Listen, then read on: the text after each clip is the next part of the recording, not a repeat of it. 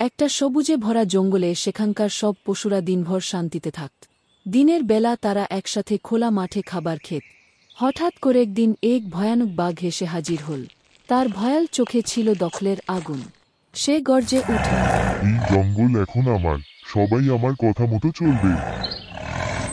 তার ভয়ানক গর্জন শুনে সব পশুরা দৌড়ে পালায় এদিক ওদিক। হাতি আর ছাগল একসাথে একটা আলাদা দিক দিয়ে চলে এসেছে। হাতি বলল, এটা কিসের আওয়াজ? মনে হচ্ছে কোনো বাঘ এসেছে, জঙ্গলে ঢুকে পড়েছে। জঙ্গলের অন্য পাশে ছিল হরিণ আর খরগোশ।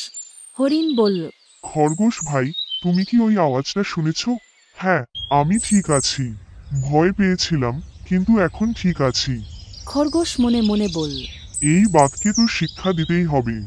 এই দিকে বাঘ, আমার থেকেও শক্তিশালী কেউ আছে এই জঙ্গলে। রাজামশাই, আপনার যেমন শক্তি আছে, এই জঙ্গলে আপনার থেকেও এক শক্তিশালী জন্তু লুকিয়ে আছে। কুয়োর ঠিক পাশে, চললেন আমার সাথে। এ কথা শুনে খরগোশের সঙ্গে বাঘও চলে গেল। কুয়ার পাশে গিয়ে বাঘ বলল, কোথায় সেই বেয়াদব জন্তুটা নিজেকে আমার থেকেও শক্তিশালী ভাবে? রাজামশাই, এই কুয়ার ভেতরে। তাই নাকি? আমি এখনই তাকে শাস্তি দিয়ে আসছি। এ কথা বলে বাঘ কুজোর মধ্যে ঝাঁপ দিল, আর কখনো উঠে আসতে পারল না। প্লিজ সাবস্ক্রাইব করুন এবং আমাদের পরিবারের সাথে থাকুন।